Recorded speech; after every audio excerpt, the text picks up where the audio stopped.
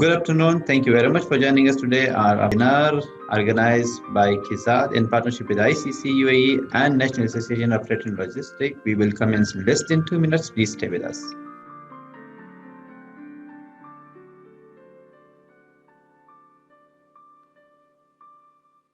Thank you very much and very warm welcome to everybody for joining us today at our webinar on multimodal logistics and industry ecosystem for global supply chain solution organized by KIZAD in partnership with ICC UAE and National Association of Freight and Logistics. The webinar will be for 1 hour and it will be moderated by Vincent O'Brien, who is the director of ICC UAE. So now I'll hand over to Vincent O'Brien.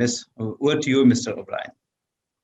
Well, thank you very, very much, Habib, and welcome everyone to this very interesting and timely webinar on multimodal logistics and industrial ecosystem for the global supply chain, Abu Dhabi, United Arab Emirates. You've all seen the program and you've seen that we really have a great lineup of speakers. So I'm not going to mention all their names right now, but we're going to get right underway with the program. So I'm going to call on Mansour Al-Marmar, Director Commercial KIZAD, to give us the welcome address and maybe set the scene for what we can expect from our expert speakers. And over to you, Mansour. Thank you. Thank you very much, Vincent. And it's indeed a great pleasure to gather around the screen this time to talk about this very interesting and important subject that really was a highlight during the amid of the Corona and the COVID in 2020. So just to not take much time and start with my very humble and short welcome speech. So good afternoon, ladies and gentlemen. Last year, we have all been through a period that saw businesses and consumers going through tremendous changes in the supply chains with unprecedented challenges. While there has indeed been global turmoil across industries and economies having to quickly adapt and respond, I think the one industry that has had itself together and come up with innovation and radically changed the way it operated and as a result came out stronger has been the logistics business. The manner in which supply chains around the world have changed, adopted digitally, agility, and ensured that the products reach the consumer in time, all times has clearly shown yet again that the challenges always also create opportunities. Sheltered, efficient, contactless deliveries and pickups became the preferred mode of interaction across various consumer touchpoints. And how well has the supply chain in general responded in the shortest time?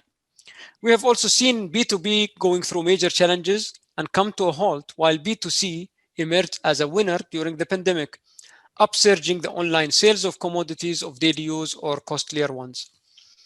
As we've seen also last year, and as lockdowns have started to ease towards the end of the year and people have started to venture out of their homes, the question that all organizations today face is how they can adapt further and how they will and can anticipate the new consumer behavior and ultimately provide those solutions with services and products, differentiating them from others. Seems a tall order when you hear it, but if the global response we have seen, especially in the logistics segment, is anything to go by, we have more reasons to feel positive than otherwise. The faster the companies can integrate their products and services with greater digital ability, the safer their business models would become, and this forms the core of today's webinar dedicated to the logistics industry. I'm very excited to hear what my fellow distinguished panelists have to say today and how we can all continue to learn, track, and sharpen our platform as we move forward with more positivity in our plans and ambitions for the future. Finally, I would like to thank NAFL and ICC for co-hosting this event with us and the panelists for giving this session their valuable time. I look forward to the session and thank you all for being with us today. Over to you, Vincent. Thank you very much, Mansour. You really set the scene very nicely for us, and you set up a very nice backdrop for our next speaker, like highlighting the challenges we've come through, but you have an optimistic tone as well, so that's really welcome. So moving on to our next speaker, who I'm delighted to introduce, and it's Nadia Aziz, who's president of NAFL and also vice president of the FIATA for the region. And really important to me, she's also the chair of the ICC Trade Facilitation Commission. So Nadia, we're very interested in hearing about these challenges, but more so, I think we're interested in hearing about the opportunities. So Nadia, please. First and foremost, I'd like to thank everybody who put this event together and all our delegates who have come from across the world. We are not limited only to NAFL members and the local community within the UAE. So I appreciate all our international delegates who've joined us.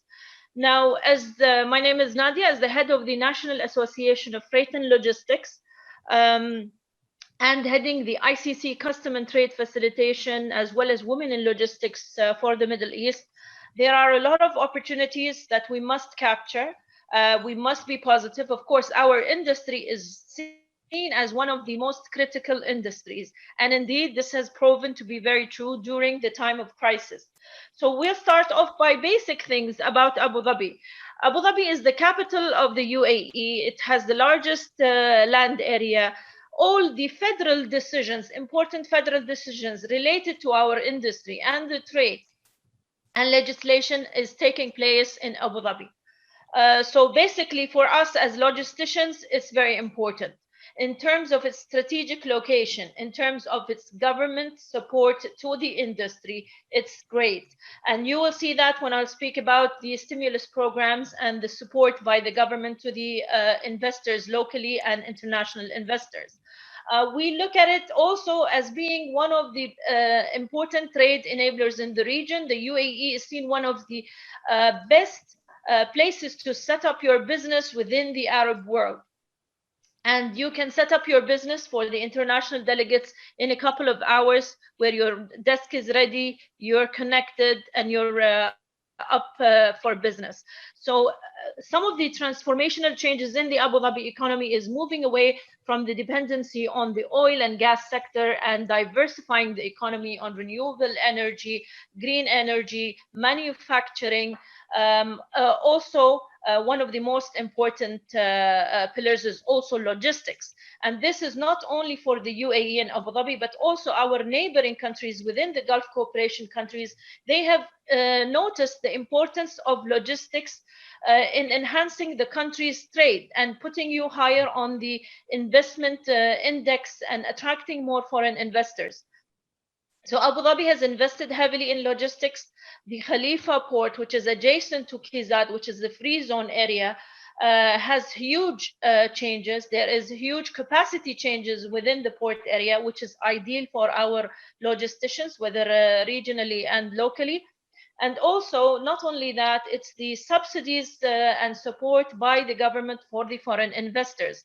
You will see the top shipping lines in the world are working fully and operational in Khalifa Port, MSC Shipping, and COSCO, the largest Chinese shipping line, has its own port terminal in Khalifa Port. And also, as you know, China is our #1 trading partner. So it gives you the importance of the region, the importance of the free zone. It is part of the One Belt, One Road initiatives. We will be connecting through that. We are having huge manufacturing and a lot of Chinese companies that are going to be manufacturing within the KIZAD free zone and other areas within the UAE. Of course, the stimulus program, more than 60 billion US dollars, the highest amongst all the GCC regions. Abu Dhabi has airport expansions. Its airline is one of the award-winning top global airlines, and we have the top officials from the cargo and the aviation division who will be speaking with us. The open skies policy will help you get connected because we have all of the international airlines available. And right now, due to COVID, Abu Dhabi also has a huge space in KIZAD, a cold store with more than 70 million vaccines capacity that can be stored at one go over a 19,000 meter square area. So this is just in a nutshell. My colleagues from the other government entities will give you a better picture of what you can do with this place, how you as a trader, as a manufacturer, as a logistic company, or also as an exporter can benefit from the KIZAD free zone and an industrial cluster, as well as the multimodal logistics services that the capital offers. As I said, we are going to have our chapter. We are a UAE non-profit organization that can connect you to 150 countries under the FIATA Global Chapter. We will be expanding our office premises into Abu Dhabi, so we will have a full-fledged Abu Dhabi chapter with the full services offered to our Abu Dhabi members, and we will be collaborating very closely with the government, with KIZAD. Our relationship goes over the years. We will be making sure that all the companies within KIZAD and our members get our full support, whether it is in capacity building, training, networking, global or regional exhibitions, as well as short and long courses. We're offering courses that are certified and recognized globally, FIATA diploma, and we are able to offer CILT diploma, as well as International Chamber of Commerce courses with their certification. So we are not limited to anything. Any kind of training you need, whether you are based in the UAE or you're abroad, we are able to fulfill these requirements. Some of the things that we will be offering in addition to the consultancy services, legal consultancy is new IT applications, which creates a marketplace for logisticians, for shipping lines, for the airlines, as well as for the traders, where you will be able to get the rates immediately, insurance rates, participate in bids, credit shield, etc. on these new web portals that we have. As I mentioned, we will have a full secretariat support office meetings, and we will be working closer with the government of Abu Dhabi, the ports, Maqta Gateway, Abu Dhabi, the national airlines, Etihad Aviation Group, as well as, of course, KIZAD, with the main mandate is to solve your industry issues and work on any opportunities that we can have together. The ideal scenario here in KIZAD is, because it's new, because it's growing, the management team is sincerely very close and works very closely to the investors. So this is something I've seen that it's a very positive sign, and there was immense support during the crisis period and beyond, which our colleagues will be speaking about. As I mentioned, we do have work with the Abu Dhabi Maritime Academy, so even the maritime people can join us if they'd like any training courses. We've signed already MOUs with various Abu Dhabi government offices. Some of the things that investors need to bear in mind is that when you're setting up within KIZAD, there's huge and immense utility bills reduction when compared to various Emirates. As I mentioned, subsidies, rates are stable, and there was a 6 month waiver within the rent during the COVID crisis and beyond.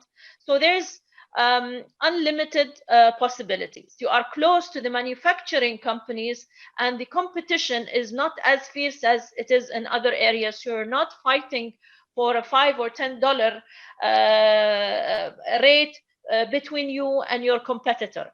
It's a decision that you should think about. All this extra capacity, do I want a piece of this market share, or do I leave it for the competition? So basically, these are the things that we're doing. I'll move on to a brief about the market view within our industry for the UAE and our region. Of course, as I mentioned, the economies are moving away from their dependency on oil. There is a lot of legislation changes within and reforms within the tax, within having better investment climate for the foreign investors, and more work with the private sector along with the government. Huge dependency and work on the IT solutions and IT technologies. I would say the two countries that have really adopted technology during the crisis and beyond are Saudi Arabia and UAE. And they have really benefited, and you would see smarter technologies, single windows such as Maqta Gateway, Fasih in Saudi Arabia, and in Dubai, it's Dubai Trade. So these things have helped the UAE to facilitate trade and get your cargo fast and efficiently. Even during the border, there has been tremendous work with the IT sector to facilitate the land transport exports to the neighboring countries. Because of the strong measures taken for the COVID virus initially, it had disrupted the market, it had dipped the market. However, in Q3 2020, the market has recovered and is going back and growing. And I will be showing you a few slides about the market recovery and when is it going to be positive. So as I mentioned, a lot of humanitarian aid has gone out from the humanitarian logistics cities within the UAE, from Abu Dhabi also, and it shows you how the national airlines have played an integral role in supporting not only the UAE in crisis, but all of our neighboring countries and international destinations. Before we go to the graphs, as I mentioned, because of the COVID, we have seen growth in the e-commerce and last mile delivery more than threefold. During the COVID, of course, a lot of you have probably complained about high prices in the air freight or sea freight. The air freight was rising up to 2 to 3 times of the actual rate, and then now it's going back to normal. But this is what we saw. As you can see, we have put all the various regions on the graphs. The Middle East will be recovering in terms of GDP and the economy on a positive note in Q2 2021. Whereas, as you can see, Asia Pacific, they have recovered much earlier in Q1 and end of Q4 because they were very capable of controlling the virus and opening up also their economies once things were under place. Some of the things that disrupted our business, plant closures, disruptions in demand supply, and of course, cargo space. There was problems with the space on the planes and on the ships. There was huge pressure on them. Disruptions, a lot of the aircrafts were off, trucks were non-operational for a lot of the time, and this all caused backlog and disrupted the industry. However, as mentioned here, in the global economy, on an optimistic level, if you look at the growth, it will be in Q2, and on an optimistic side, the growth will recover around 8% by 2021. If you are on the pessimistic side, it will range between 5% to 7%. But it is looking better than it used to be. So let us be on the positive note. As you can see here, I've clustered various economic indicators for the region. We are moving away from dependency on the oil sector, as you can see, the UAE, and looking at more exporting and manufacturing, and some of the trading partners listed there.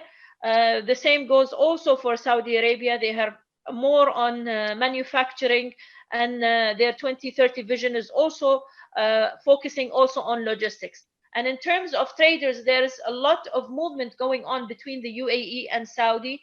For global companies, they use the UAE as a logistic hub and re-export the goods to feed the other regions. These are also some of the areas where certain changes. Oil prices have reduced the government spending globally, and people have depended more on e-commerce and technology and use of technology to get their things done.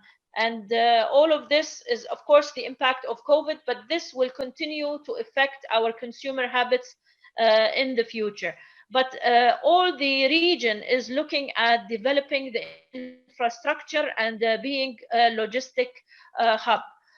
In general, if you look at the entire region, in the GCC region and the Gulf countries, predominantly the two main market players by size, I'm talking, are the UAE and Saudi Arabia. Saudi Arabia being a huge country with a huger population, and the UAE being one of the first-class countries that offers you top-notch airport services, cargo services, land transportation, soft and hard infrastructure.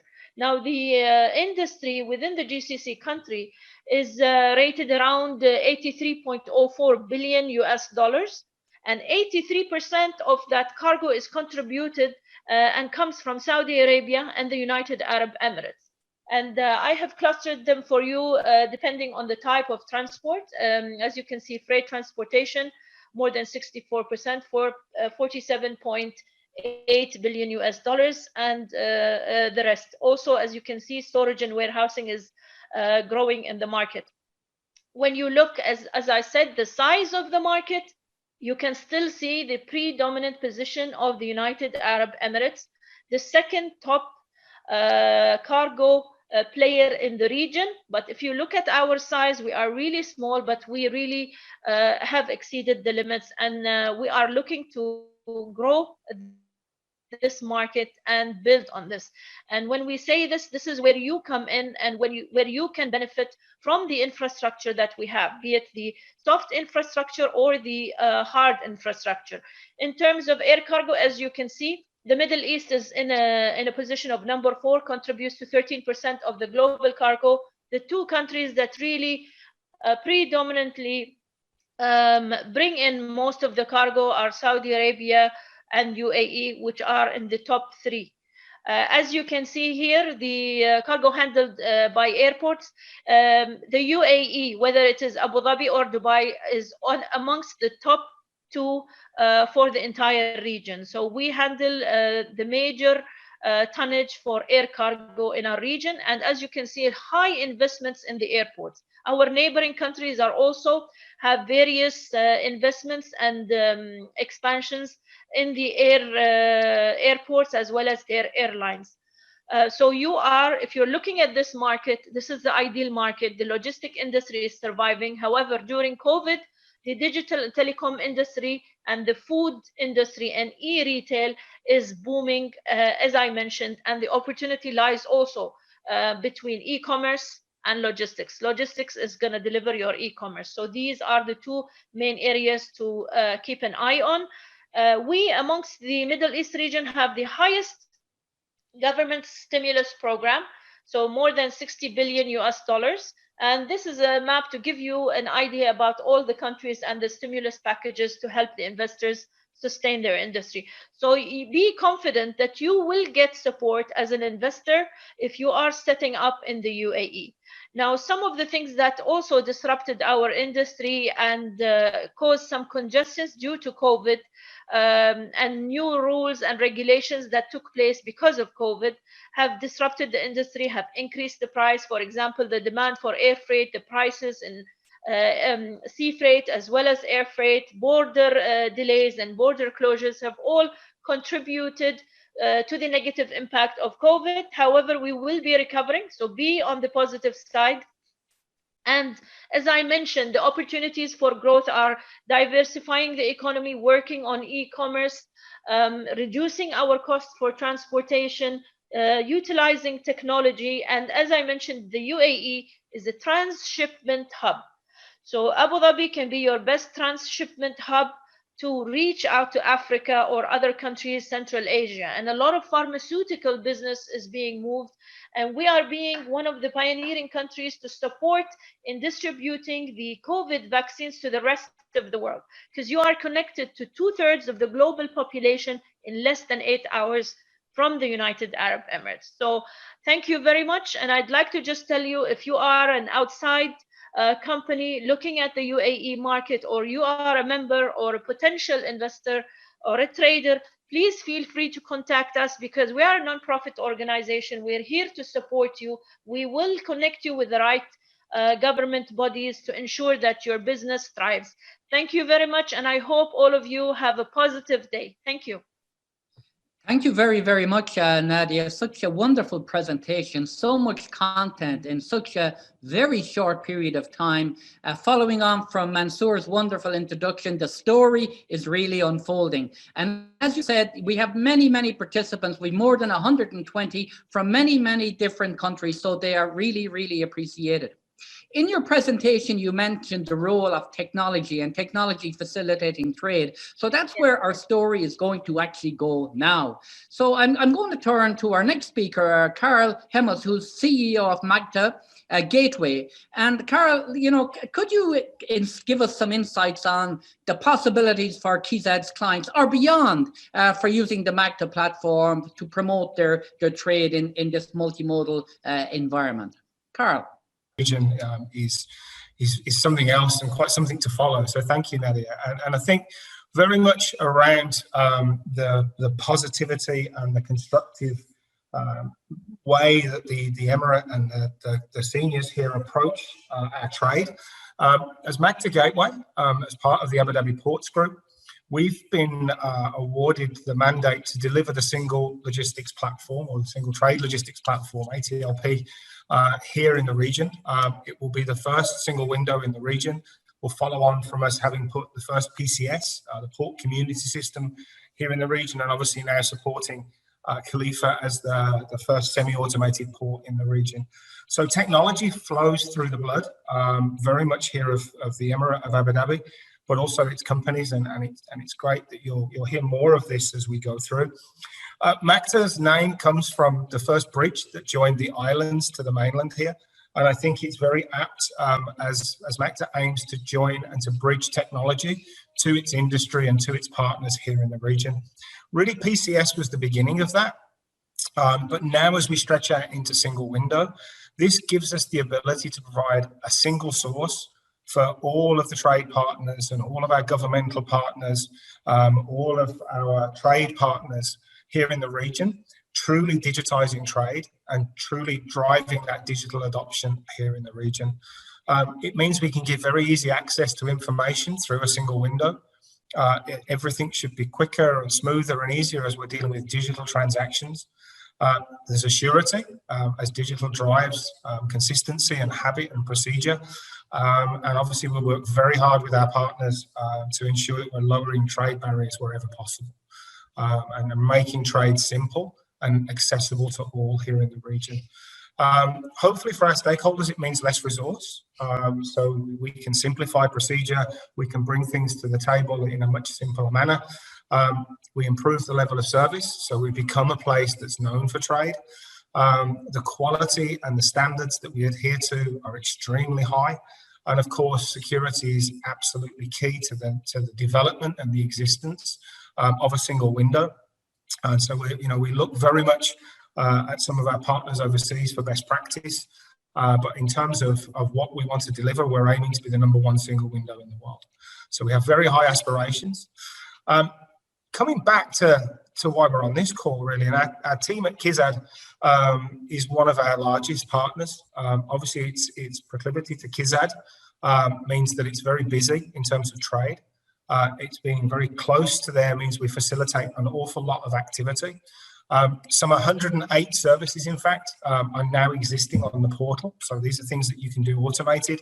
These are places you can log in and go about your work, free and easy.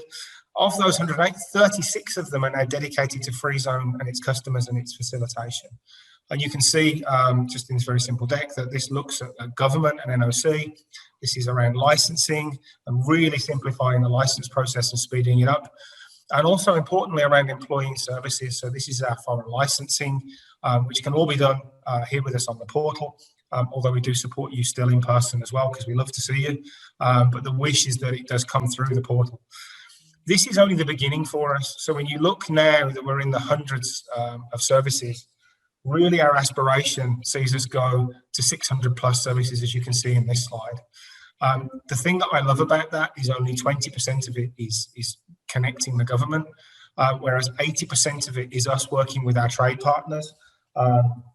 It's really great to hear from Nadia and NAFL in terms of the way they support this and drive adoption and drive the people coming here in the first place. But once you're here, it's so easy to connect. And the aim of Single Window is to build on from the port community system, as we said. So the PCS was kind of the early phases of how we bring this together. Now, with the advanced trade logistics platform, this really takes us to the next level. And as you can see from this slightly busy slide, we're aiming now to come off the ports and connect the airport. And in fact, we're already in the live stages with Etihad and our partners at the airport, joining together the systems and customs and ground handling, etc., as you would expect, all into a single point. It's allowing us to do things like sea air much simpler. So through some of our platforms like Margo, you can come now and do sea air shipments with us. We're working on things like a very interesting project with e-seals and electronic seals, creating a digital corridor between Khalifa Port and KIZAD. So again, customs and the processes traveling between those 2 points become much simpler. We're very much looking forward to partnering with our friends at Etihad Rail as they become part of our ecosystem. Like Vincent, I'm a bit of a soft spot for trains, so I can't wait for them to come into the system. I've spent a long part of my career in Asia, and some of the interesting rail journeys around the Asia Pacific region. I'm hoping that we can now start to replicate here in our region. So Vincent, you and I will be on those together, I think. Great. And obviously our land borders are significant, right? They really span our borders. They really drive connectivity, and us joining together the land, the sea and the air, both by truck and rail, are going to be a major accomplishment for us in the coming year. The top shows you the partners that are already engaged and involved with us. And Zones Corp obviously form a very large part of our offering in terms of facilitating trade, bringing business into the region, facilitating trade for those companies when they get here, as well as making life a lot more simple while you're here. The people already that we're working with, you can see across this screen. It just really is to show the breadth of who we're working alongside, who we're supporting, and who is supporting us. This is very much an ecosystem. This is very much a digitalization of trade that we're driving, and this is very much a platform for the people here to come. And it's something we're excited to share as it grows, not only over this year, but it's a project that really has no end. So the window will continue to grow as we facilitate more and more trade across the region. And we really look forward to welcoming you into the region to come and work with us, maybe as a first-time entrant or hopefully as a long-standing customer. Because the positivity and the benefit that we can bring to trade is something we're very proud of, and it's something we protect very fiercely in terms of the Emirate. The improvements that we've talked about, I just wanted to reiterate at the end of my little piece here. But I can only say thank you to the other partners that are on this conference with us today. The other speakers are all part of our journey. Again, being MACTA, being that bridge between trade and the digital, we're super happy with. So thank you very much, everyone. I didn't want to take up too much time with technical jargon, so I hope I've helped understand a little about trade facilitation in the region, and hopefully piqued some interest in talking to us some more. Thank you very much, Carl. I must say, amazing innovation, amazing progress, and amazing partnership. And now I'm learning, Magda, about bridging technology, bridging trade. But it's really, your message is really about bridging people, and that's Absolutely. Really. That is a core message and a core objective of the ICC World Business Organization. So we have all the right partners here together. So thank you very, very, very much. As we move forward, we're going back into the physical supply chain, and we're going to look at aviation. So our next speaker is Martin Drew, Senior Vice President, Etihad Aviation Group. And Martin, you're welcome. Thank you for joining us, and I'm really looking forward to your insights on trends in cargo, but your own experience, maybe a little bit on evolving out of the pandemic and where we go from here. Martin. Great, thank you, Vincent. Good afternoon, good morning, good evening to those wherever you are watching this, either live or recorded. Vincent, thanks for the introduction. And thanks for the opportunity to give a bit of an update and some insights on the Etihad Aviation Group. Just a little bit on myself. I took over responsibility for Etihad Cargo back at the beginning of November. And in addition to cargo, I also have responsibility for passenger sales. And my goodness, you couldn't see two contrasting businesses at the moment. Obviously, on the passenger side, things continue to be pretty sort of tough in terms of the market environment, but on the flip side of that, cargo is something that is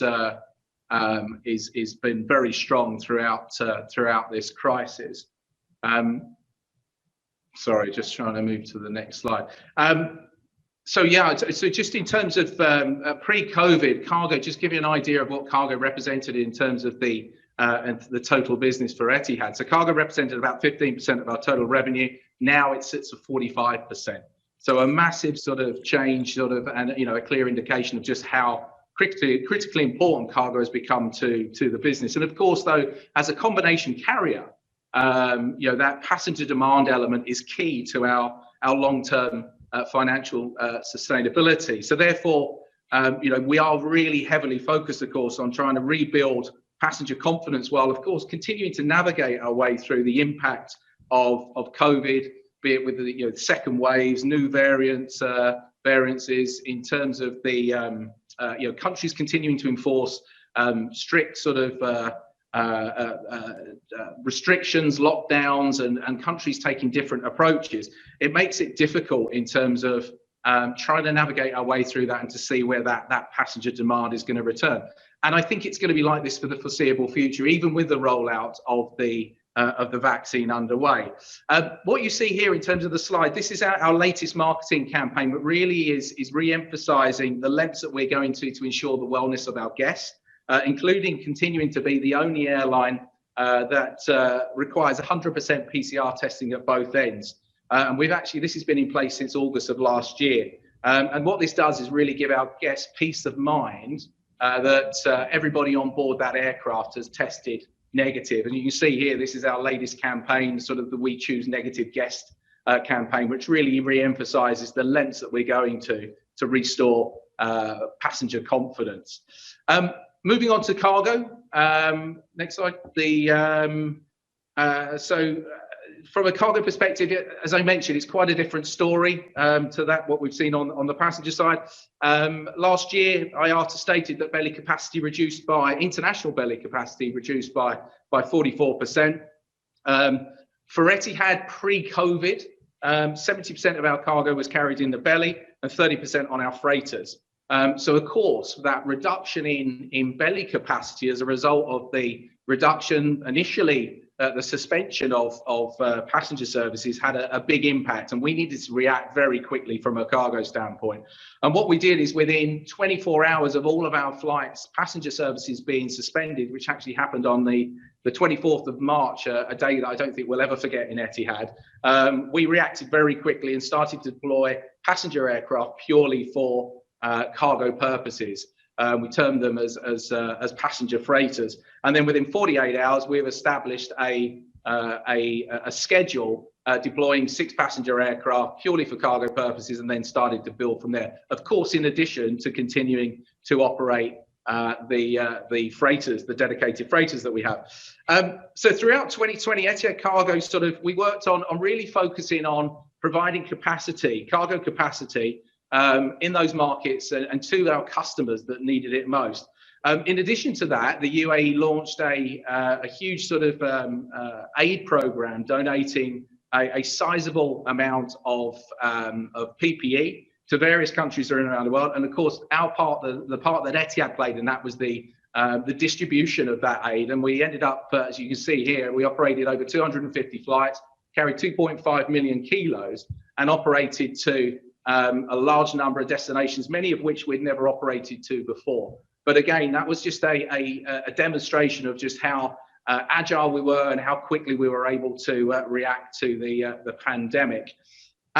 So from a fleet perspective, and important to point out, this is currently what the active fleet consists of. As you can see here, we're operating a large number, and this is core to the fleet, the 787. So this is the -9 and -10 variants. This is core to the fleet today and will continue very much to be our core fleet type going forwards. But in addition to that, we have the 777s that we continue to operate primarily for cargo purposes. And on top of that, we also have 5 777s where we've actually removed the seats. So we're now able to load in cabin in terms of loose cargo. Plus, we also have the production-built 777 freighters as well, which, as I'm sure you'll expect, are these aircraft are being worked very hard at the moment. They're averaging about 16.5 hours a day in terms of utilization, and we're constantly looking to see how we can optimize the schedule even more. From a products perspective, what this crisis has seen is, of course, we saw the PPE phenomenon last year. And what we're now starting to see is some normalcy return in terms of the product mix. That phenomenon of the PPE, that's something that we won't see again, but we really did also see an explosion in terms of e-com demand. And that is, of course, something that we will see this year and beyond. And of course, as you would expect from a pharmaceutical perspective, a lot of growth in that side. And of course, that's linked to the distribution of the vaccine as well. So specifically around pharma, because of the strong demand that we were seeing even pre-COVID, we had rebranded our pharma product. We've gone back and we'd looked to see how we can improve the processes around pharma. We've become sort of IATA CIV pharma accredited as well. We've brought in more expertise in terms of sort of pharma expertise. And as a result, we actually saw a 50% growth in pharmaceutical products carried next year. So very much linked to this is the when we talk about partnerships, and partnerships, I think we can all agree become even more important to businesses, particularly when you go through crisis such as we're going through. A key partnership for us that has developed and was created at the tail end of 2020 was the Hope Consortium. So basically, this is Abu Dhabi cementing itself as a global distribution hub for the COVID vaccine. It's a consortium that's led by the Abu Dhabi Department of Health and comprises of various Abu Dhabi stakeholders, of course, including Etihad. It's really a unique initiative, bringing together both private and public sector members to support a full end-to-end solution for distribution of the vaccine. It also, of course, includes procurement of the vaccine. And really what this does, as the previous speakers have mentioned about as well, it really leverages Abu Dhabi's geographic position of being within a 4-hour flight of 2/3 of the world's population. And there's a real sort of long-term play around this to create Abu Dhabi as a global hub for pharma and life sciences. As we sort of move forwards and look at into the future, in terms of continuing that theme of Abu Dhabi as a logistics hub, and really cementing it in the position where Abu Dhabi sort of does become an even more of a key player in the logistics world.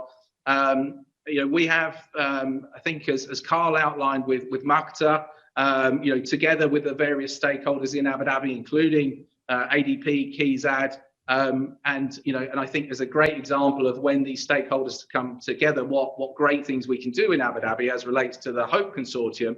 Abu Dhabi just continues to grow as a logistics hub. On the sustainability side, obviously, this is a key topic in globally, certainly in sort of within the aviation world. But I suppose here's the deal: we need to fly, but we have to do it responsibly. And we have many initiatives in place, including a partnership with Boeing, where we look to see how we can bring more sustainability into the operational side. And of course, what we're looking at is development of biofuels. We actually have a 787, a Dreamliner, which we actually call the Greenliner, that is in a special Greenliner livery, and we use this aircraft for various green initiatives, be it use of biofuels, no single-use plastics on board, and this is going to be a key focus for us going forwards. And then from a technology standpoint, we've been really focused on that. I think as Carl outlined, obviously technology is key. We have a strong partnership with that's being formed with Makta in that regard. We also have and continue to invest heavily in terms of various platforms. We're in the process of developing a new website, looking to how we improve the customer booking experience. From an e-airway bill perspective, we've made great headway in that. We're now within the top 10 airlines in terms of e-airway bill penetration. If I think back to the cargo industry a few years ago, we really lagged behind from a technology standpoint, but we've come an awful long way in the last few years, which is really encouraging. And of course, one of the having not been able to foreseen the challenges brought by this pandemic, what has been so key for us, and I think key for all businesses as we continue through this crisis and as we start to emerge from it, is agility. And I think that's something that we've proven, that we are agile, with a lot of the changes that we've made, we will continue to be agile, and that's helped us, I think, be successful throughout this crisis. And I think this is key to when we, key to us continuing to contribute to the Abu Dhabi story going forwards. Thank you. Well, thank you, Martin. You certainly are giving us a lot of hope, and really you've been a real service to the international trade community, especially keeping supply chains open for mission critical goods into emerging markets. So really, well done. You mentioned that your planes have been working hard. Well, it looks like you've been working pretty hard as well. So very well done. So we're going to move on. And as I mentioned, and Carl mentioned, I really have a great interest in railroad and trains. And this kind of stems from a journey I did once from Vladivostok, the Trans-Siberian Railway from Vladivostok to Russia many, many years ago. So we're turning now to Kendrick Tang of Etihad Rail. So Kendrick, please give us your vision on how you see the network unfolding and what opportunities it's going to bring to the UAE and the region, of course, and the global supply chain as we move forward. Thank you very much, Vincent. It's a real pleasure to be here. And yeah, I'm looking forward to being able to meet your expectations around what we're doing here in the country with rail. So as Vincent mentioned, I'm the commercial director at Etihad Rail. So I'd like to walk you through what we've been up to lately and how we think the railway can add value to being part of your supply chains.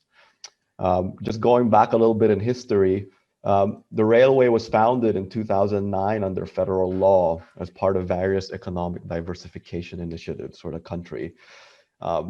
Basically, we were playing an important role in two ways.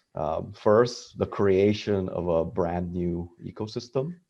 But most importantly, we were created as a tool that would be used by all industries in order to make them more competitive, and of course, to help reduce barriers of trade. Let me start off with some facts that actually most people don't know that a railway line actually already exists.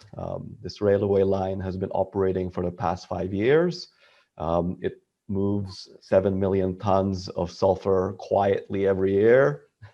It's located in the gas fields in Shah and Habshan, that transporting granulated sulfur from the gas fields out to the port of Ruwais for exports.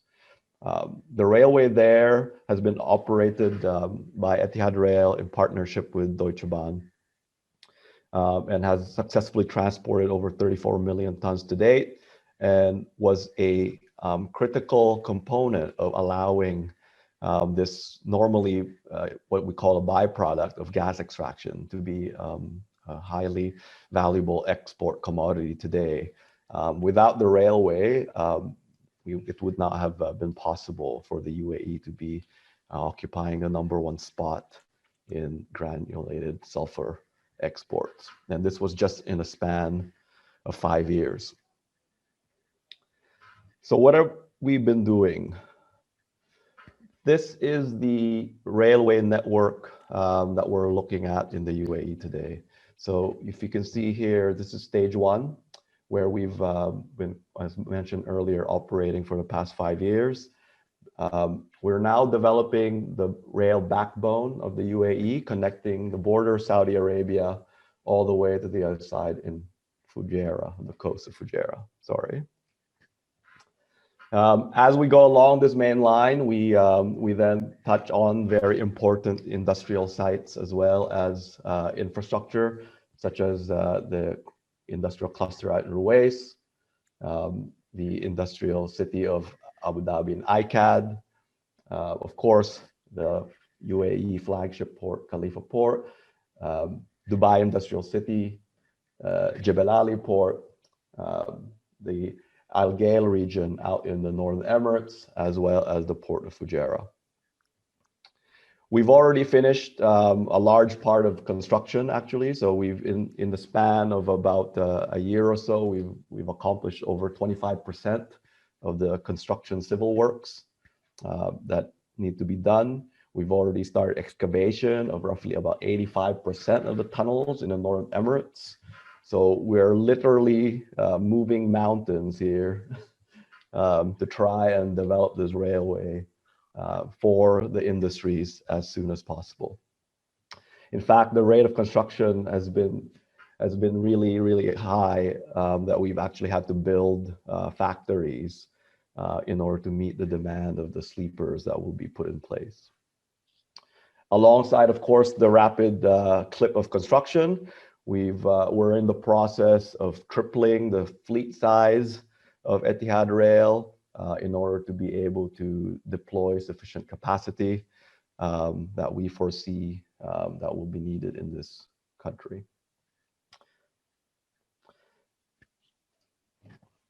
Okay, it's important to remember that as we build what we're doing in the UAE, that this network development sits in context of a wider rail GCC plan that's been conceived since the 50s or so, where they wanted a pan GCC railway.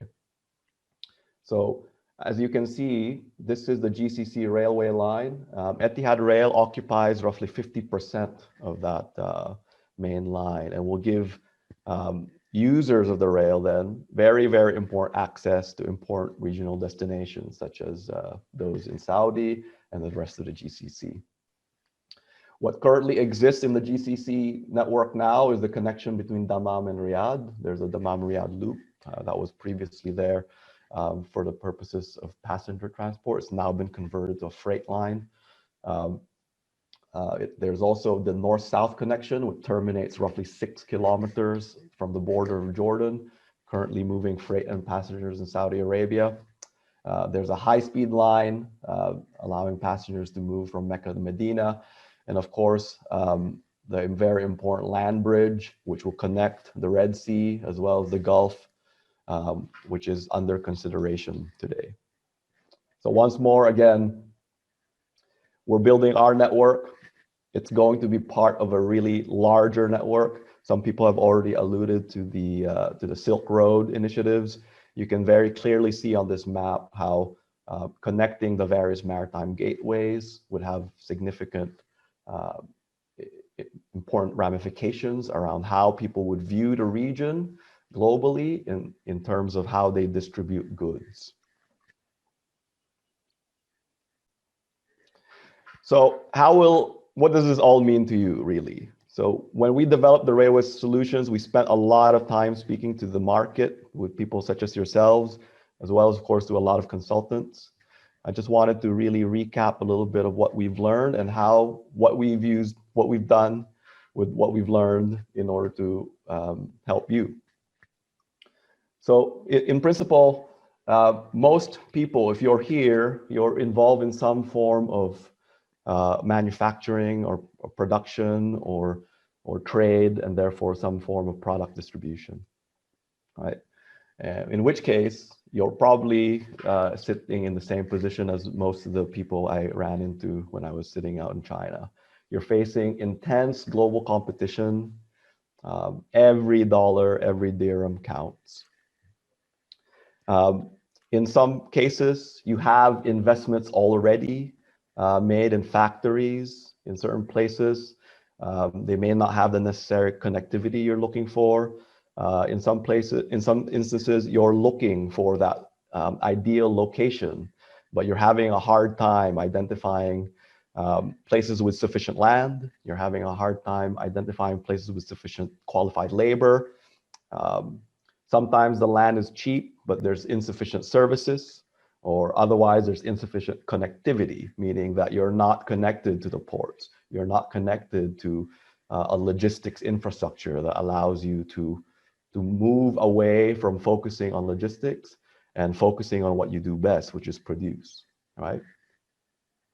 Railway is unique as a solution in as much that we not only provide a transport solution, but we're the only transport solution today that requires infrastructure. And therefore, part of that solution is the infrastructure.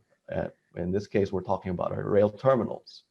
So in our rail terminals, what we foresee is we build and we carefully select the locations of our facilities. We carefully look at what other types of infrastructure exists there, so that we can bring an infrastructure solution that really helps you, right? So no longer will you have to try and struggle to pick a place. You really just need to pick an area where rail is there, which then gives you connectivity to other UAE pieces of infrastructure.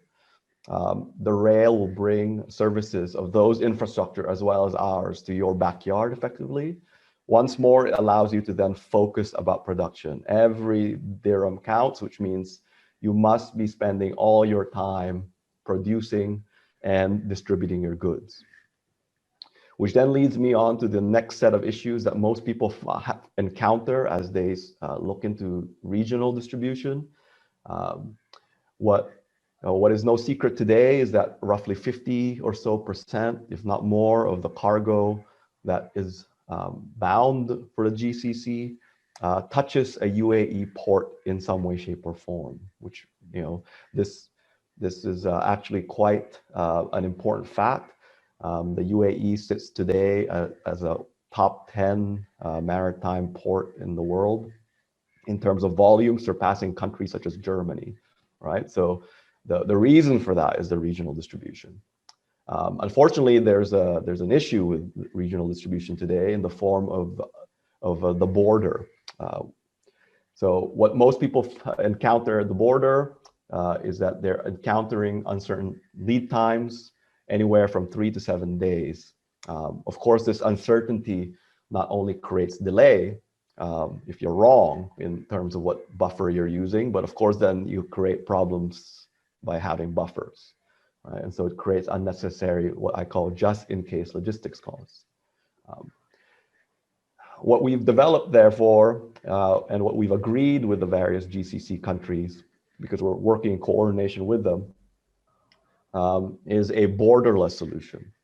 So if you picture yourself, let's say in KIZAD, no longer will you have to then take your truck, go to the border, stop at the border, perform immigration, then go through customs, then go through inspection. You can simply actually then go to the rail terminal, perform your export. It's then imported on the other side with no border stop. So we've eliminated that border stop, creating a solution that will not only be faster than ship, it'll also be cheaper than trucks. We are operating large North American style trains, meaning they will be 1 kilometer up to 2 kilometers long is what was agreed at the GCC level. We'll be carrying double stack container trains, allowing us to move roughly 300 containers per move. Therefore, a much cheaper alternative in terms of unit rates. And of course, you know, with the advent of COVID, everybody's been a bit more focused on supply chain risk. The advent of a very reliable transport solution that's also very cheap then provides you additional options, giving people resilient supply chains in order for them to deliver exactly what people need at the right cost.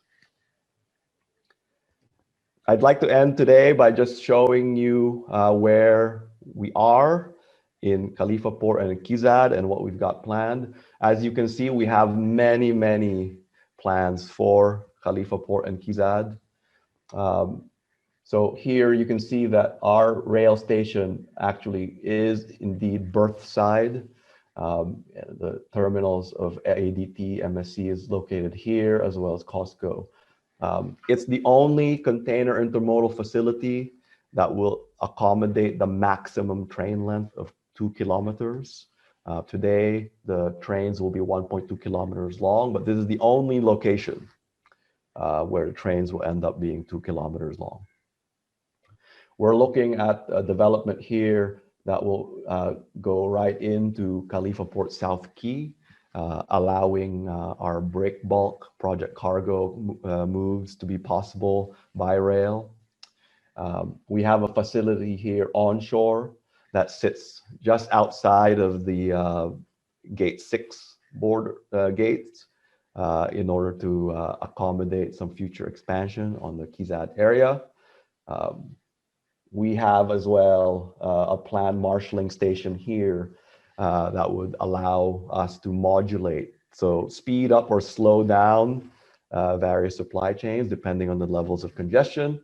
And of course, we have another facility here that we're looking at for planned minerals and aggregates, and another possible multimodal platform for the tenants who are sitting out in the KIZAD B area. I hope that this has been helpful. I hope that it has helped you get a better understanding of where we are today. I'd like to thank once again everyone for their time. Well, Kendrick, you have really taken us on a really visionary rail journey, and it was really so exciting. And, you know, as we are actually seeing, rail is playing a much larger part of the Chinese One Belt, One Road, Silk Road initiative as we go forward. And as Nadia mentioned, China now the largest trade partner of the UAE. So wonderful. And that borderless solution sounds like it's a game changer to me. So moving forward and trying to bring all of this together, I'm going to turn to Venkata Pispati, who's head of logistics cluster at KIZAD. And Venkata, there's a lot going on here, okay? An awful lot going on here, a lot of innovation. So maybe in your short period of time, you can show us how the KIZAD platform can bring all of these various elements together. Over to you. I'll try my best, Vincent, I promise to. I believe you. A very good afternoon to everyone.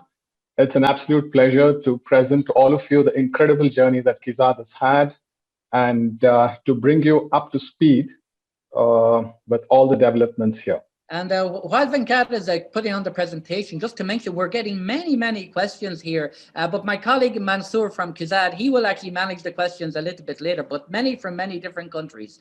Venkata, back to you. Sure, thank you. So as we start with the session, it is important to highlight just how much Abu Dhabi has further consolidated its position as a preferred global industrial investment destination, built on three fundamental elements: diversification, industrialization, and reduced dependency on hydrocarbons. To support this compelling vision, Abu Dhabi's ranking in the Ease of Doing Business Index has gone up several places and is placed at number 12 today in the world. All investors and workers are extremely proud to be counted as being amongst the top 30 economies globally as per World Bank GDP rankings, live in the happiest city, which Abu Dhabi is in the Arab region as per World Happiness Report, reside in the safest city in the world as per Internations, and be part of the top 25 best cities for expats globally as per Numbeo. We are Abu Dhabi Ports. KIZAD is a wholly owned subsidiary of Abu Dhabi Ports. The industrial zones portfolio under Abu Dhabi Ports consists of 5 industrial areas. KIZAD is located right in the middle of Abu Dhabi and Dubai cities. As we go into Abu Dhabi, we have the industrial city of Abu Dhabi, popularly known as ICAD. Towards the east, located closest to the Oman border, is the Al Ain industrial city, and Al Faya industrial city is in the middle of Abu Dhabi and the eastern province. Together, these industrial zones comprise of over 1,500 companies, and the 5 industrial areas are an important integral part of Abu Dhabi's Economic Vision 2030 and directly contributes to the diversification drive of Abu Dhabi. KIZAD is the largest industrial zone in the region, if not the world, with a total land bank of 410 square kilometers. As you can see from the slide, the zone is spread across 2 areas on either side of the Sheikh Zayed Highway. One of the most unique features is that KIZAD hosts both domestic land and free zone areas in the same ecosystem. And most importantly, we are integrated with Khalifa Port as a port integrated platform. We target to contribute at least 15% of Abu Dhabi's total non-oil and gas GDP in the next 10 years by 2030.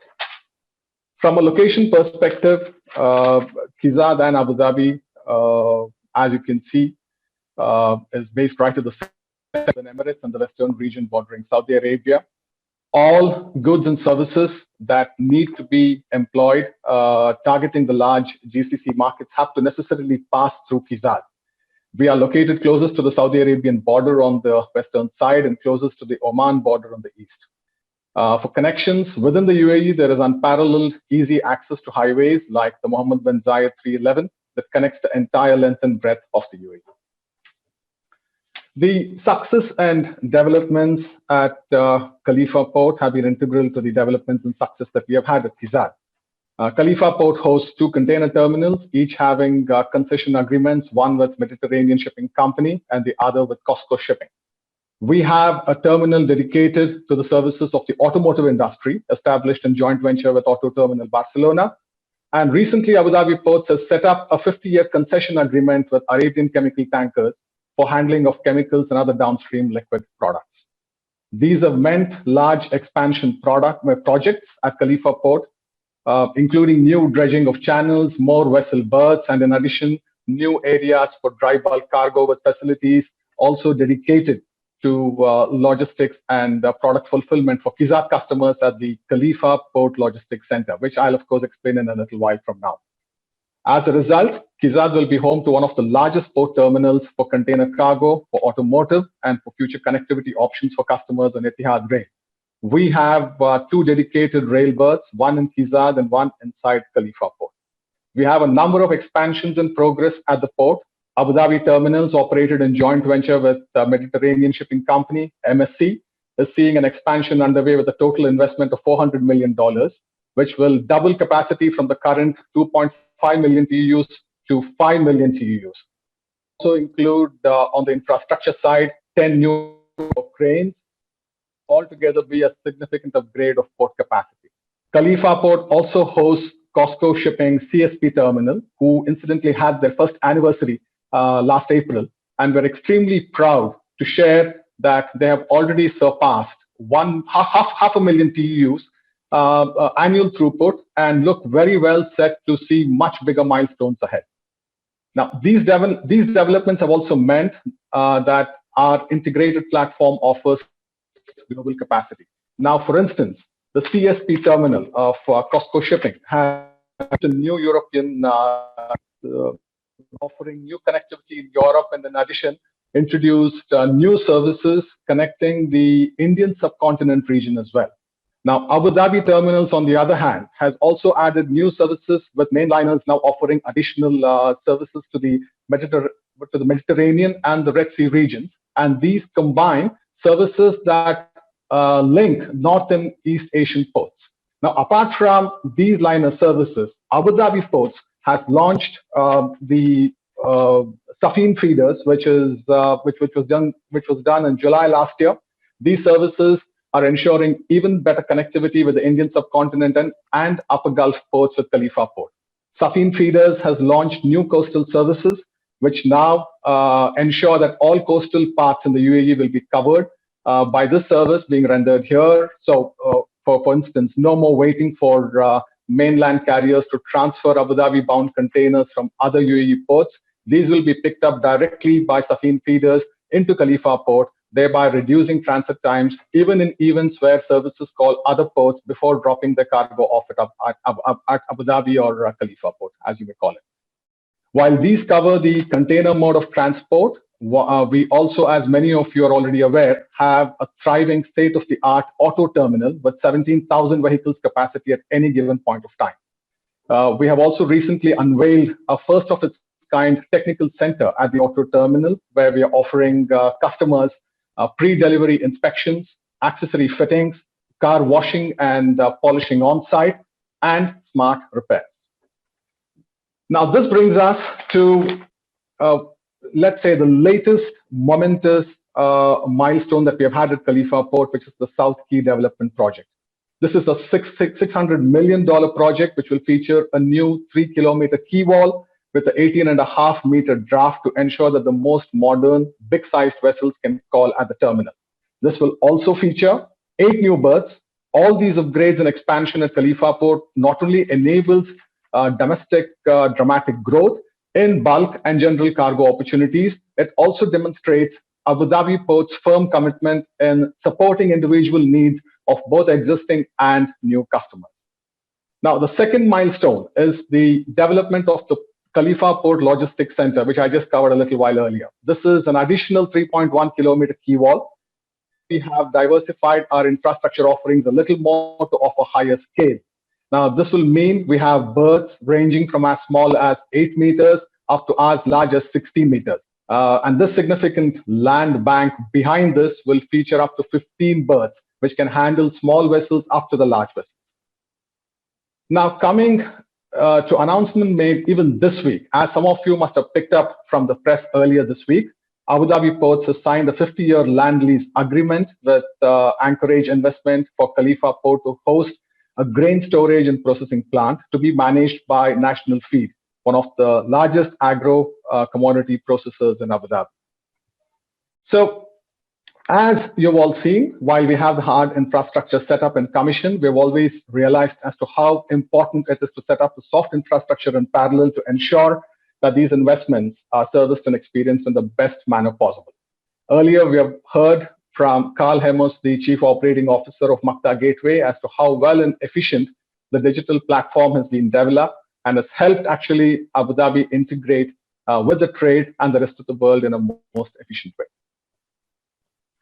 KIZAD's value proposition is broadly defined under 5 main levers: cost, speed, and scale on one side, and the predictability quotient for investors to draw more and maximum efficiency, and a community platform where we regularly host our companies together and create business and networking opportunities for our investors.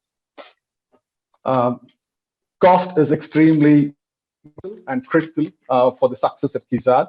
While we have easy access to major upstream manufacturing capacities in Abu Dhabi that provide feedstock across a number of industries, our utility rates are lower by at least 25 to 40% compared to the rest of the country. It's also important to remember that KIZAD offers the most cost-efficient business setup platforms in the country. Just to give you all a quick overview, our packages include pre-approval fees, annual workstation lease, establishment card fees, and discount packages on license issuances and renewals. Now, apart from this, the Abu Dhabi government has stepped in and has exempted registration and license fees for 2 years and has waived security deposits for all workstation facilities. Now, just kind of go back a little. We are all aware of the severe cash flow challenges posed by the pandemic, especially last year. The Abu Dhabi government again stepped in, announced a wide range of stimulus packages to support industry, sustain economic activity, and facilitate businesses overall. Now, these included SME credit guarantee schemes, deferment of loans and mortgages for both industry owners as well as individuals. There were rebates announced on rental value across a number of service sectors and discounts offered on industrial land lease for new contracts. So overall, with cost and speed covered as elements, it becomes extremely important for startup investors to have scale so as to ensure that they can test run the business models, phase their market reach in the best possible manner. At KIZAD, businesses can initiate their presence with a small, simple license, follow that up with a warehouse that's pre-built by us, and then acquire land as the business grows. We have pre-built warehouses and light industrial units with office space included, with sizes ranging from as small as 300 square meters up until 1,500 square meters. Now, these units come with power capacities of as high as 250 kilowatts. We are building labor accommodation facilities ourselves, with the first phase expected to be complete by end of this year, to offer approximately 9,000 beds in the first phase, with room sizes that can house 2 up to 8 persons, depending on each company's requirements. We spoke about community systems and how important building a strong community and ecosystem is to us. With all primary and secondary infrastructure all set up and delivered, our next phase of developments include, apart from the labor accommodation facilities I spoke about, a community center, a dedicated truck terminal for truck maintenance, repair, and parking. Apart from this, we will also have residential and leisure facilities and with a full range of community offerings in a way that KIZAD offers a comprehensive work-life balance ecosystem. And on that note, I'd like to thank all of you for being with us today. I might have taken a couple of more minutes, but as you can see, we have had a number of developments, and considering that we haven't had the chance to be able to have this public engagement in quite some time, especially around logistics, I'm just so happy that we're all here together today. So with that, Vincent, it's over to you, and please take it away. Thank you. Thank you, Venkata. Maybe a few extra minutes, but an awful lot of extra valuable information. So I think we can manage that. So KIZAD, a wonderful proposition for trade and the supply chain. So I'm going to turn to my colleague Mansour. We've got many questions coming in, so this session could go on for a long time if we had time. But over to Mansour to manage a few questions for our key presenters, speakers. Mansour. Indeed, Vincent, it's been really a very engaging webinar so far. We've had a lot of comments and questions that have been coming through the past, let's say, hour or so, and we've already crossed the time dedicated for this, but the number of people who are already still actively participating shows the real value of this webinar around what we have been discussed. So I'll just spend the next 10 minutes or so, picking up few questions that we received from the participant, and then we'll ask our distinguished speakers to address these questions accordingly. So first question I have here that we received, this is for Nadia from NAFL. Nadia, we have a question, asking about, NAFL has a very strong presence in the UAE and the region. And how do you see, from your views, the role of NAFL in its new office that will be established in Abu Dhabi, and how we see the emerging platforms in the logistics space going to take place in the Emirate of Abu Dhabi? So Nadia, over to you.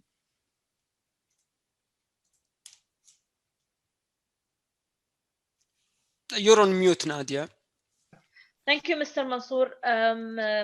Basically, our office is representing the entire UAE, but we were based in Dubai. And right now, we are going to be also physically fully based in Abu Dhabi to fully support the members. Now, the services are holistic services. We will be offering all the relevant services, ensuring our members are highlighted, branded regionally and over the global platform that we have in 150 countries, secretariat services, our staff, and also our close work with the government entities, with the national airlines and the aviation group, the airports, the customs on a federal level and within Abu Dhabi will help us at least focus on solving any industry issues, opening any bottlenecks, and working on opportunities, working on improving the trade with different countries, as well as when you have trade, you'll definitely have logistics. When you have more manufacturing, there will be logistics needed. So we will be focusing on that. We will be focusing on supporting the logistic investors also in Abu Dhabi, also the ones in KIZAD in terms of capacity building, training, personalized training, delegation visits. We've done that before, inbound and outbound. So we will be working closer on that. We will be focusing more, I would say, immensely on solving industry issues, because most of the government decision-making authorities are based in Abu Dhabi, especially when it comes to relation to the logistics industry. So that will be our main focus. Abu Dhabi being a strategic logistic hub with immense investments in the logistics industry will definitely impact our industry in the UAE, and we need to reassure and bring out the members to come and grab that market share, to facilitate the way for them to come and set up in Abu Dhabi, to assist them also. What we will be doing is to assist them to get in touch with the traders under the umbrella of NAFL or the International Chamber of Commerce, the Trade Commission. I head both, so this is my main focus, is to get them engaged with the traders, with the manufacturers, and offer the traders and manufacturers world-class services from our logistic members and freight members. Connecting the airlines with the forwarders is something very critical. Connecting our national airline, award-winning national airline, with our members at NAFL is also very critical. So we will be able to leverage on our presence in Abu Dhabi and create more synergy between our members, the trading industry, as well as the government entities and the national airline, the ports authority, and the logistics services within Abu Dhabi. Thank you very much, Nadia. Really insightful feedback, and we're really looking forward in terms of how we can further develop within Abu Dhabi Emirates footprint. So just to move on, I'm looking at the questions. The next question we received is for Martin from Etihad Cargo, as we see. The question, as we see here, is that we see generally a lot of interest in the market where coming through the new development of the new airport in Abu Dhabi, and how this new development can really bring and add value to the logistics infrastructure within the Emirate of Abu Dhabi and beyond. How can you tell us about this Etihad Cargo new terminal that should come through, and how would this build a strong logistic platform from Abu Dhabi to the world? First of all, Mansur, can you, I don't think you can see me. I seem to have a problem with my camera, but can you hear me? Yes, hear you. Yes, loud. we can hear you. Yeah. Yeah, sorry, maybe it's a good thing you can't see me. Apologies. In terms of the development at the airport, so the new cargo terminal is something that is still something that's very much sort of in the planning stage, and it's something that's we are looking to develop. But I mean, what we look at is obviously the existing infrastructure that we have at the airport in terms of the cargo terminal, the cargo village. We have plans for the cargo village, for example. I talked in my presentation about the importance in terms of the pharma vertical, the growth that we've seen in that space, and of course what we're seeing now with the distribution of the vaccine, the Hope Consortium, and everything linked to that. So the pharma piece in particular is critically important to our business now and going forward. So with the cargo village, we are looking to see how we expand, how we create more cold store capabilities, and that's something that we have in the pipeline for this year, and this is building on. Of course, we still we currently have cold store capabilities within the cargo terminal itself, but we're looking where that demand is growing as much as it is. We're looking to see, okay, how can we increase our capabilities on airport from a cold store perspective. Of course, again, we work very closely with our friends at KIZAD, and as was outlined in the presentation, the storage capabilities that are there at KIZAD in terms of cold store is pretty phenomenal, to say the least. So obviously between the two of us, we have sizable sort of capabilities from a cold store perspective, but as I said, in terms of on airport capabilities, we're looking to expand that with using the cargo village. Again, as relates to the development of the new cargo terminal, something that's still very much in the planning stage, but as with the midfield terminal, which everybody has seen take shape and everything else, and when that opens, we know that is going to be a game-changing facility for the airline, and much will be the same when we it will just add further to our capabilities when the new cargo terminal is further open. But I think, again, a point to reiterate, the facilities that we have available to us today are very good.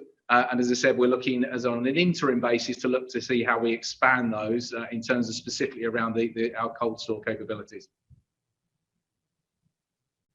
Excellent, Martin. And I believe we've seen through the current, logistical solutions that were really urgently required to really serve the emergency kind of situation we went through during last year. And as we continue and grow, the integration of how, the current existing infrastructure within the Emirate of Abu Dhabi or even beyond can be integrated with the logistics infrastructure that exists within the terminals across the country. And this is a clear example of the integration between the cold stores and the terminal in terms of cargo movement and etc.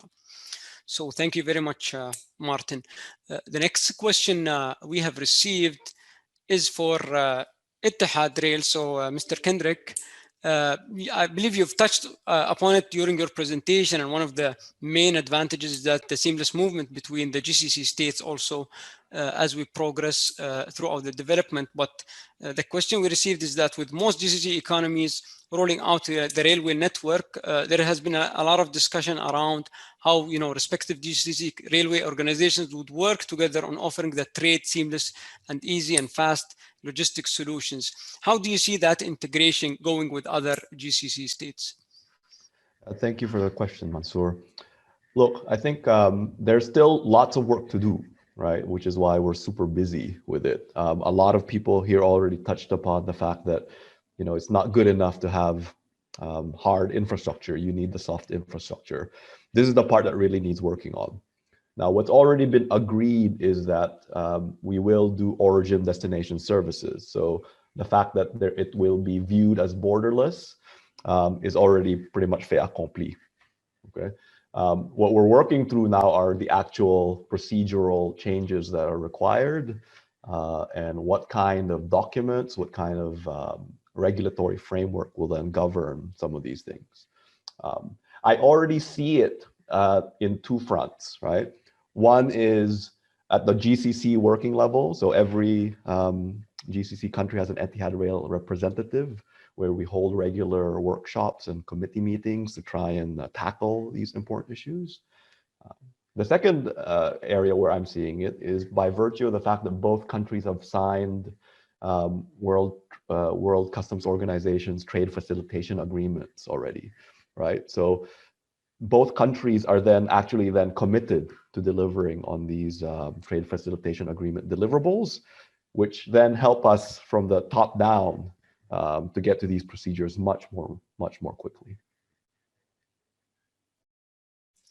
Thank you very much, Kendrick. I think the established integration platforms that were set between the GCC states creates the right fundamental framework for this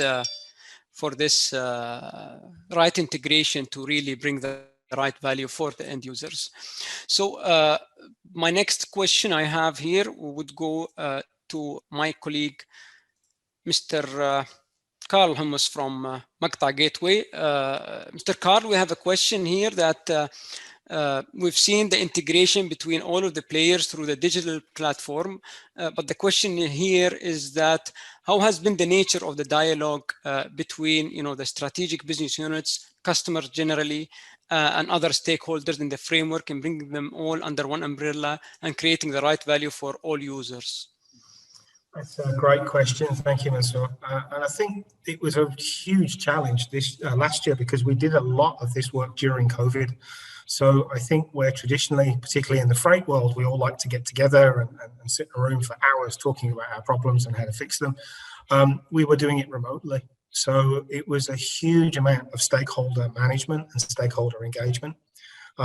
Virtually bringing people together through the same medium as we're on today in terms of Teams or other methods, and really listening to the voice of the customer. I think we've had a couple of technical studies done as well with partners looking at the customer journey and really mapping the pain points of people as they go through the transactions at the port, or as you know from KIZAD, we've spent many hours with KIZAD customers and the KIZAD team looking at where we can digitalize, looking at where the most value comes from in terms of our solutions. So I think it's been all about that engagement, and it will continue to be forever. Technology is only as good as the solution you give and the hands that you put it in. And I think it's really important that our technology fits the purpose and is cut for the people that need to use it. And I think we've done a good job so far, and I think we've done a good job of pairing people together. But it's always going to be a challenge. And I think it's something we'll always continue to work at, is engaging the users of our systems in their building and in their development.